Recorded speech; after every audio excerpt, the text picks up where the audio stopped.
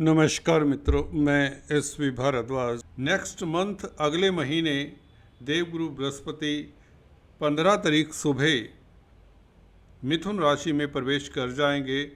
मैं अक्सर बताता आया हूँ, फिर से बता दूँ जो पहली बार हमारे इस चैनल पर आए हैं कि देवगुरु बृहस्पति राशि से जब जब द्वितीय भाव, पंचम भाव, सप्तम भाव, नवम भाव या एकादश भाव, इन 5 भावों में गोचर करते हैं आपकी राशि से, तो यह राजयोग कारक होते हैं। कई तरह की आपकी मनोकामनाएं पूर्ण होती हैं, आपके अधूरे कार्य संपन्न होते हैं।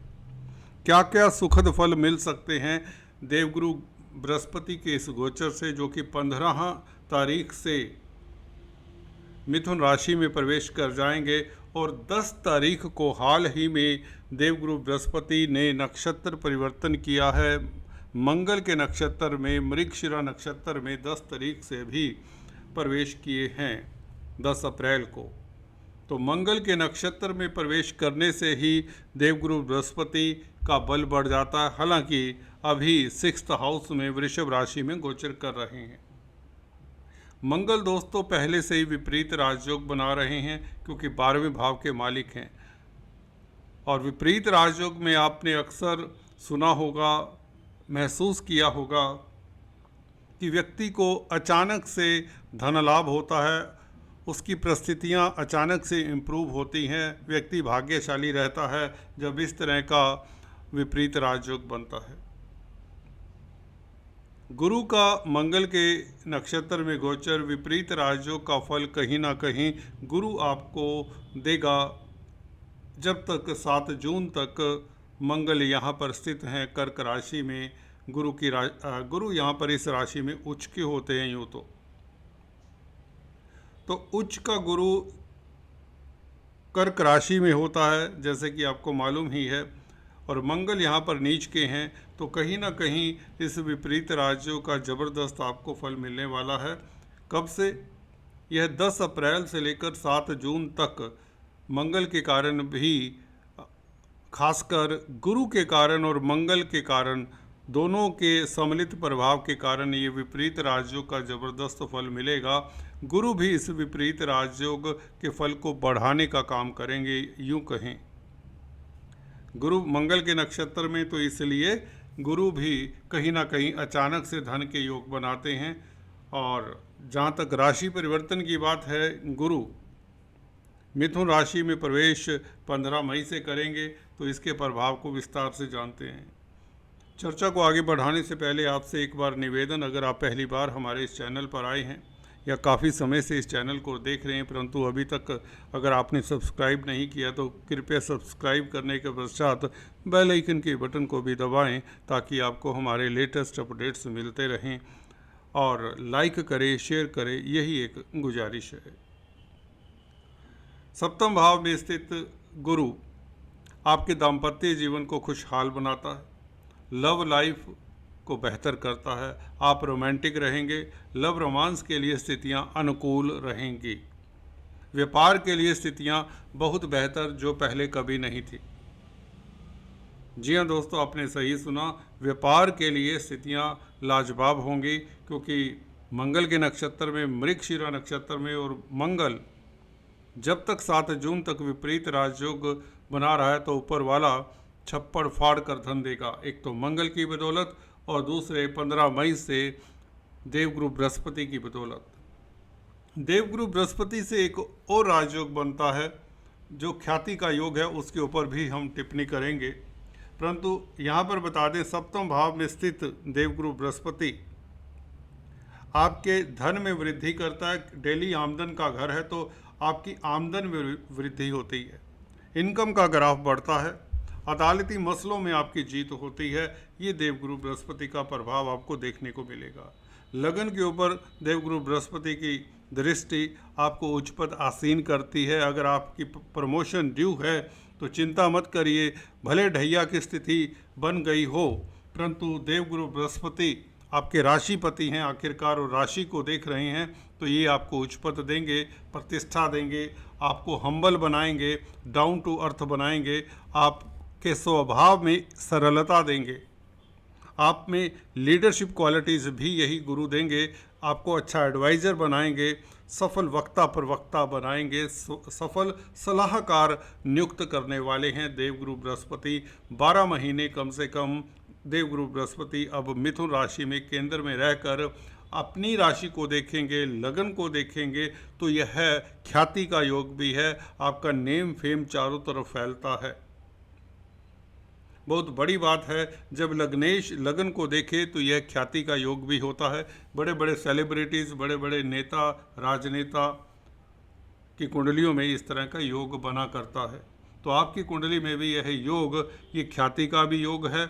ये आपके दाम्पत्य जीवन को भी सुखद करता है। खासकर स्त्रियों की कुंडली में उनके विवाह के प्रबल योग बन जाते हैं। हालांकि पुरुषों की कुंडली में भी इक्वली विवाह के योग, मैरिज के योग बनते ही बनते हैं, क्योंकि लव रोमांस की स्थितियां आपके लिए बहुत अनुकूल होने वाली हैं। जब जब देवगुरु बृहस्पति सप्तम स्थान मैरिज का स्थान है, आपके विवाहिक लाइफ का स्थान है, यहाँ पर जब देवगुरु बृहस्पति गोचर करते हैं तो विवाहिक जीवन आपका बहुत मधुर हो जाता है और कहीं ना कहीं आपकी इनकम के साधन भी अपनी पंचम दृष्टि से देवगुरु बृहस्पति बढ़ाते हैं, क्योंकि देवगुरु बृहस्पति की पंचम दृष्टि 11वें भाव के ऊपर है और 11वें भाव के देवगुरु बृहस्पति कारक भी हैं। देवगुरु बृहस्पति की दृष्टि 11वें भाव के ऊपर पड़ जाए तो व्यक्ति को मित्रों का साथ मिलता है, आय के साधन बढ़ते हैं, सोर्स ऑफ इनकम बढ़ते हैं। कोई भी कार्य करें इस अवधि में आपको सफलता मिलेगी। शनि का ढैया ये देवगुरु बृहस्पति का गोचर निरस्त करता है, नेग्लिफाई करता है और नगण्य प्रभाव शनि के ढैये का रहेगा। ये आपको बताना चाहता हूँ। पूरा साल भर आपको ढैया की चिंता नहीं होनी चाहिए, किंतु परंतु कुछ भी नहीं है यहाँ पर। अगर आप सोचते हैं कि किसी और ज्योतिष ने, किसी और पंडित ने कुछ और बताया है तो वह गलत बता रहे हैं। दोस्तों, जब शनि तभी मार मारते हैं जब राहु और देवगुरु बृहस्पति अच्छी स्थिति में नहीं होते, याद रखिए। शनि न्यायाधीश हैं और गुरु राहु केतु जब जब बुरी स्थिति में होते तो न्यायाधीश अपना न्याय करते हैं। जब ये अच्छी स्थिति में होते हैं, कहने का मतलब जब स्थितियां आपकी फेवर में होते हैं तो शनि भी आपके लिए तटस्थ हो जाते हैं, न्यूट्रल हो जाते हैं। तो ढैया की चिंता नहीं, 12 महीने बल्कि 18 महीने राहु भी अब अगले महीने से 18 मई से कुंभ राशि में तृतीय भाव में आ जाएंगे। तृतीय भाव में राहु अजात शत्रु योग बनाता है। आप शत्रु हंता रहते हैं, कोर्ट कचहरी से फतेह के योग बनाता है, यात्राओं से लाभ होता है और कई तरह के सुख साधन आपके बढ़ते हैं। राजनीति में आपको सफलता दिलाता है ये राहु। गुरु और राहु, गुरु की दृष्टि इस राहु के ऊपर रहेगी तो राहु और गुरु दोनों मिलकर आपको कई तरह के सुखद फल देंगे। आपका कॉन्टैक्ट सर्कल आपके काम आएगा, आपकी समाज विख्याति बढ़ेगी। जहाँ पर राहु आपको प्रैक्टिकल अप्रोच से, शाम दंड भेद की नीति से सफलता देता है, गुरु की दृष्टि आपको धैर्य देती है, आपको विजन देती है। आप अपने एक्सपीरियंस को, अपने बौद्धिक बल को, अपने विजडम को लगाकर आप सफलता पाते हैं। राहु की तरह अकेले ही अंध होकर नहीं चलते। राहु का मतलब है कि अपनी लस्ट को, अपनी इच्छा को पूर्ण कर लो, परंतु जब गुरु की दृष्टि पड़ जाए तो राहु किसी तरह का गलत प्रभाव नहीं देने वाले आपको। वैसे भी 3rd हाउस में राहु कभी गलत प्रभाव नहीं देते। हालांकि शनि की राशि में हैं, गुरु की दृष्टि के कारण राहु शनि की राशि में होते हुए भी कोई कुप्रभाव नहीं देंगे, कोई अशुभ प्रभाव नहीं मिलेगा। तो कुल मिलाकर जैसे कि आपने पिछले वीडियो में सुना होगा कि राहु और मंगल का षडाष्टक भी बनेगा। 18 तारीख से 18 मई से जब राहु कुंभ राशि में आएंगे इसकी बात करेंगे, परंतु इतना बताना चाहता हूँ ये षडाष्टक योग भी निरस्त हो जाता है। इसका प्रभाव नेगेटिव आपको नहीं मिलता, क्योंकि गुरु की दृष्टि इस राहु के ऊपर रहेगी और मंगल के साथ भी गुरु का संबंध है। मंगल तो गुरु तो मंगल के साथ संबंध बनाकर केंद्र में हैं, तो जो कि लाभकारी स्थिति में हैं, तो मुझे नहीं लगता षडाष्टक योग का किसी तरह का आपको नेगेटिव फल मिलेगा। कोर्ट कचहरी में आपको सफलता मिलेगी, बल्कि भाई बंधुओं का, पड़ोसियों का साथ मिलेगा। यात्राओं से लाभ होगा। राहु यात्राओं के कारक माने जाते हैं, तो यात्राएं अगर आप करते हैं तो उससे लाभान्वित भी होंगे। और कहीं ना कहीं मार्केटिंग के व्यक्तियों के लिए या फाइनेंस से संबंधित कामकाज करते हैं, क्योंकि गुरु फाइनेंस के कारक हैं, राहु के ऊपर दृष्टि डालेंगे तो आपको अच्छा एडवाइज़र बनाते हैं, अच्छा फाइनेंशियल कंसल्टेंट बनाते हैं। मनी मैटर्स में आपकी जीत होगी। पैसे को लेकर किसी तरह का विवाद है उसमें आपको सफलता मिलेगी। और मंगल के साथ ही संबंध गुरु का, फिर से कह रहा हूँ, ये विपरीत राज्यों का फल गुरु भी देंगे।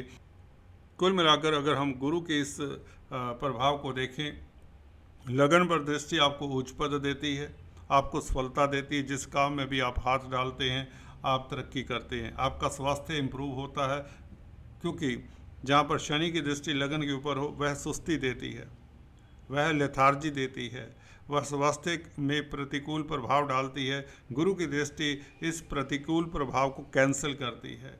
कहीं ना कहीं गुरु के प्रभाव के कारण आप स्वस्थ रहते हैं, तंदुरुस्त रहते हैं और एनर्जेटिक रहते हैं। 11वें भाव के ऊपर गुरु की दृष्टि, मित्रों का साथ मिलता है, समाज में आपकी प्रतिष्ठा बढ़ती है, आपके कॉन्टैक्ट सर्कल आपके काम आते हैं, ज़मीन जायदाद प्रॉपर्टी बनने के योग बनते हैं, भूमि भवन से लाभ के योग बनते हैं। और सप्तम भाव, आप अगर सिंगल्स हैं, बैचलर्स हैं, तो शादी के योग बनते हैं। घर परिवार में खुशियों का माहौल, मांगलिक कार्य के योग भी गुरु ही बनाता है। और मंगल के साथ संबंध होने से 7 जून तक कोई मांगलिक कार्य हो, विपुल धन की प्राप्ति हो, ये संभव है। विदेशों से लाभ के योग बनाता है, विदेश यात्रा के योग भी बना देता है ये देवगुरु बृहस्पति। कुल मिलाकर आपके लिए समय लाभकारी है, अति सुंदर है। और इस अवधि में आपको कोई रेमेडीज़ की ज़रूरत नहीं। अगर करनी ही है रेमेडीज़ तो आप शनि के उपाय कर सकते हैं, शनि के दान कर सकते हैं। आज इतना ही, फिर से मिलेंगे। Please stay tuned. Thanks for watching this video. God bless you all.